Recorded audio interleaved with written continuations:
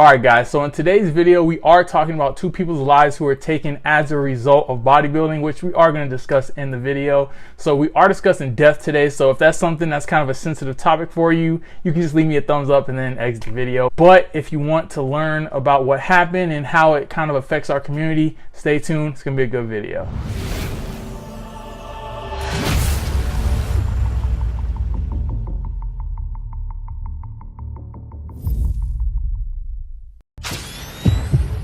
What's up all my devil dogs? It's your boy Sean out of the Strength Corps. I'm 5-star general.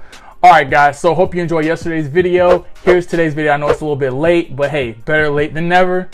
Never late is better. That's what Drake said anyway. Alright, so hopping into the topic of the video, we're going to start off by talking about a 23-year-old South African bodybuilder by the name of Sifisio Lungelo Thabethe. If I butchered his name, sorry. It's South African. I'm American.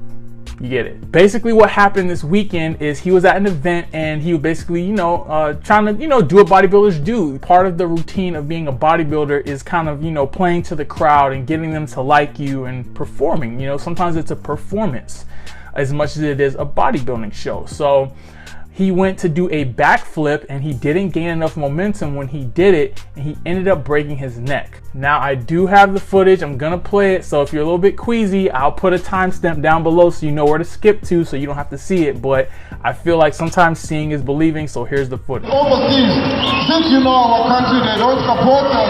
That's why we are bringing to all of you guys. Let them hands high! Try what you know! Oh yes! Alright guys, and as you can see, very gruesome footage. A lot of people were actually scolding him for failing him. Oh man, he tried to do a backflip and he failed, until they realized that he broke his neck.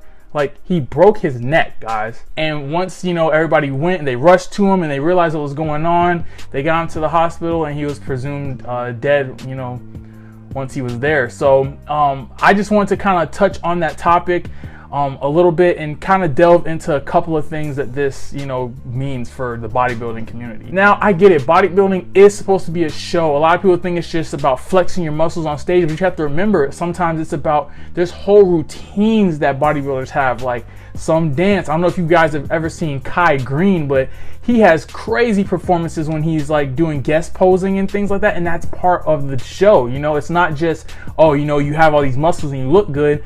The best bodybuilders have a performance to go with it. So with that being said, I mean, in this certain instance, he was trying to play to the crowd. He wanted people to like him. The sad part is he was only 23 years old. So young. I mean, he's 2 years younger than me. Such a young dude, and for his life to end that way just for bodybuilding, and at a crazy, in a crazy way too. It wasn't even like it was something that was, drug related, or where you hear a lot of stuff like that where it's like, oh, bodybuilding's so bad, there's so much drugs and stuff in it, which is true, but it was a simple backflip. This could have happened to anyone. You know what I mean? It's not just the fact that he was a bodybuilder, it's kind of part of the story. And it's kind of, it sheds a bad light on bodybuilding, because it's like, oh, look at this, bodybuilding, caused this man to die. And I think there's way worse things in bodybuilding than the performance. And so the fact that they attach bodybuilding to this, I mean, I get it. It did happen at a show, so I can see where the connection was made. But it does shed a bad light on bodybuilding for something that's not the worst thing that goes on. So I want to know how you feel about this story. Please leave a comment down below. We can discuss and we can talk about this. I really want to hear you guys' opinion. All right, guys. So the next story is another young bodybuilder. This time a female. It's crazy how young this is happening to people, but it's the young people who are into bodybuilding. This girl, she was 25 years old, 25, Meghan Hefford.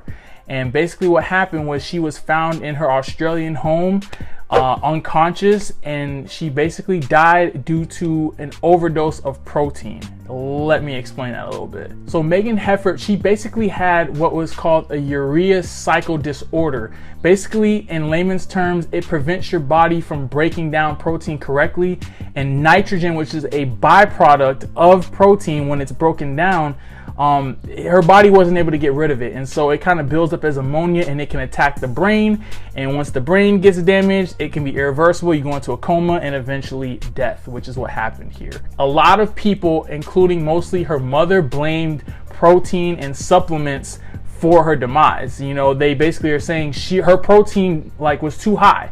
She was on a high protein diet, which is what a lot of people preach. High protein, you know, moderate or low carb, you know, and fats, you know, moderate to low, you know. A lot of people preach this high protein, high protein, high protein. And there was no way of them knowing, you know, that was part of the story. There was no way of them knowing about her having this disease just because it's not something that's routinely checked for. So, I mean, it was just her. She was preparing for a show. You know, of course, you know, part of preparing for a show, you usually increase your protein because a lot of people will do that because protein is very satiating. So when you're having a higher protein diet, you feel fuller without having all the extra carbs and fats. So it kind of helps you. In Meghan Hefford's case, the high protein kind of messed with her body because she did have that rare urea cycle disorder, which basically, you know, her body couldn't break it down. Like, it was too much protein. And normally they say that if your protein isn't super high, it's something that your body can kind of, you know, it can deal with it until you have a trigger. That trigger could be an illness or traumatic stress. Or in this case, it could be if you have too high of a protein diet where your body can't accommodate just because of the massive amount of protein you're intaking. Now, a lot of people out there are always talking about how much protein you need. You know, people will go, you know, a gram per pound of body weight. Some people will say 2 grams per pound of body weight if you're dieting. Sometimes it's way, way more than we need. And who knows how much protein she was actually taking in.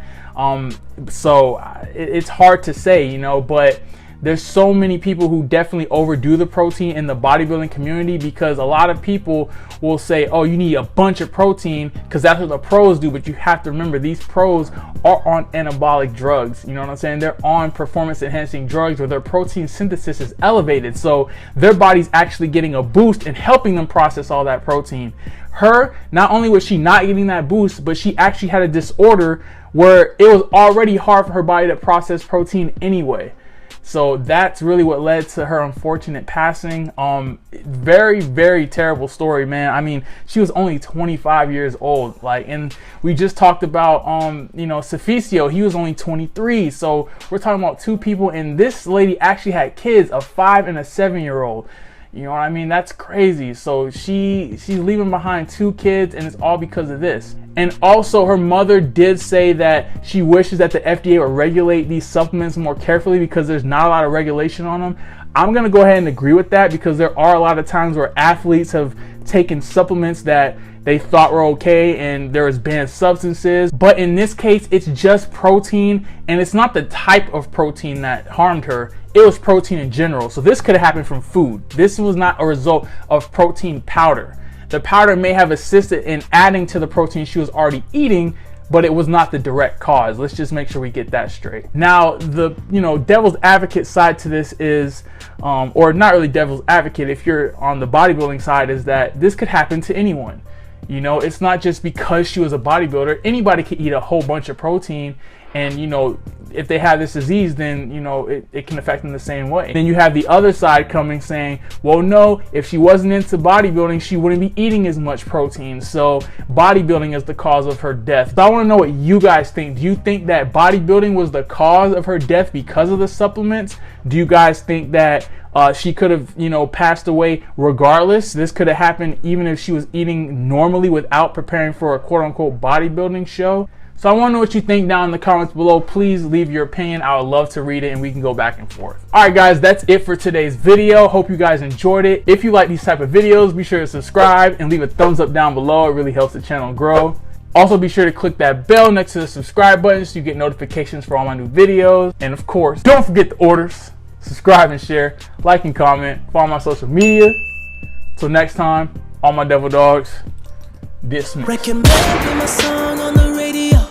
You too busy trying to find that blue I saw. I let